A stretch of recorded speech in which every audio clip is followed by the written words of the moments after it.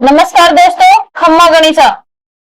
12 मई 2026 को supreme court ने एक बड़ा फैसला सुनाते हुए राजस्थान सरकार को निर्देश दिए हैं कि राजस्थानी भाषा को स्कूलों में शिक्षा के माध्यम के रूप में शामिल करने का एक व्यापक नीति बनाई जाए। सुप्रीम कोर्ट का यह फैसला हम सभी राजस्थान वासियों के लिए ऐतिहासिक और गौरवशाली क्षण है। यह फैसला हर उस व्यक्ति के लिए है जो वातारी, फुलवारी और कन्हैयालाल सेठिया की कविताओं को सुनकर बड़ा हुआ है। इतिहास के पन्नों में स्वर्ण अक्षरों से लिखा जाएगा। वर्षों का इंतजार, दशकों की संघर्ष और करोड़ों लोगों की भावनाएं आज रंग लाई है। कोर्ट ने स्पष्ट कर दिया है कि राजस्थानी भाषा केवल घरों की बोली नहीं रहेगी, बल्कि वह स्कूल और कॉलेजों में शिक्षा का आधार भी बनेगी।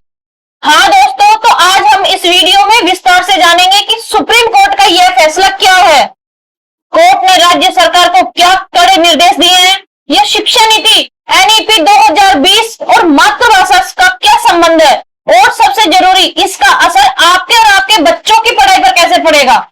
हाँ दोस्तों, इस कानूनी लड़ाई की शुरुआत हुई थी श्री पदम मेहता और अन्य याचिकाकर्ताओं की एक अपील से। दरअसल राजस्थान हाई कोर्ट ने नवंबर 2024 में एक याचिका खारिज कर दी गई थी, जिसमें राजस्थानी भाषा को प्राथमिक और माध्यमिक शिक्षा में शामिल करने की मांग की गई थी। राजस्थान सरकार का यह तर्क था कि चूंकि राजस्थानी भाषा अभी एक संवैधानिक भाषा की 8वीं अनुसूची में शामिल नहीं है, इसलिए उसे स्कूलों में अनिवार्य रूप से लागू नहीं किया जा सकता। लेकिन सुप्रीम कोर्ट के जजिस्ट विक्रमनाथ और जजिस्ट संदीप मेहता की बेंच ने यह तर्क को पूरी तरह नकार दिया है। कोर्ट ने कहा है कि किसी भाषा का 8वीं अनुसूची में होना या ना होना बच्चों को उनके मातृभाषा में शिक्षा देने के अधिकार के आड़े नहीं आना चाहिए। सुप्रीम कोर्ट ने राजस्थान सरकार को जो निर्देश दिए हैं वो बड़े स्पष्ट और समयबद्ध हैं। सरकार को 25 सितंबर 2026 तक कोर्ट में हलफनामा दाखिल कर बताना होगा कि उन्होंने इस दिशा में क्या कदम उठाए हैं। हाँ दोस्तों, तो आखिर सुप्रीम कोर्ट ने इस पर इतना जोर क्यों दिया? इसका जवाब छिपा है नई शिक्षा नीति एनईपी 2020 और आरटीई एक्ट 2009 में। वैज्ञानिक शोध बताते हैं कि बच्चा सबसे बेहतर उसी भाषा में सीखता है जो उसके घर पर बोली जाती है। अगर एक राजस्थानी बोलने वाले बच्चों को अचानक स्कूल में पूरी तरह अजनबी भाषा में विज्ञान और गणित समझाया जाए तो उसकी सीखने की गति धीमी हो जाती है।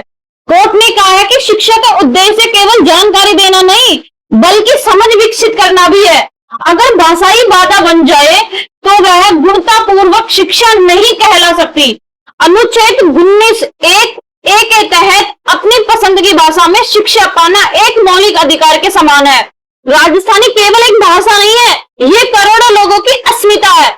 इसका साहित्य इतना समृद्ध है कि ये किसी भी आधुनिक भाषा को टक्कर दे सकता है, लेकिन मान्यता के अभाव में ये धीरे धीरे बोलियों तक सिमट कर रह गई।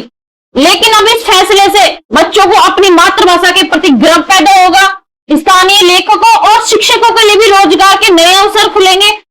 रीट शिक्षक पात्रता परीक्षा जैसी परीक्षा में राजस्थानी भाषा में शामिल होने का रास्ता भी साफ हो जाएगा। हमारी लोक कथाएं, गीत और इतिहास अब किताबों के जरिए अगली पीढ़ी तक सही रूप से पहुंच सकेंगे। दोस्तों, यह जीत केवल याचिकाकर्ताओं की नहीं, बल्कि हर उस राजस्थानी की है जिसने अपनी मातृभाषा के लिए आवाज उठाई। जिम्मेदारी है राज्य सरकार की कि वह 25 सितंबर तक एक ठोस और प्रभावी कार्य योजना पेश करे। उम्मीद है कि अब जल्द ही हमारे राजस्थान के नौनिहाल स्कूलों में कैक है गए के साथ साथ अपनी मातृभाषा की मिठास को भी महसूस कर सकेंगे। हाँ दोस्तों, आपको यह फैसला कैसा लगा? क्या आपको लगता है कि राजस्थान के बच्चों का भविष्य बेहतर होगा? कमेंट में अपनी राय जरूर बताइए और इस वीडियो को ज्यादा से ज्यादा शेयर करें। और हाँ, लाइक कमेंट शेयर करना ना भूले। खम्मा गणिसा। राम राम जी।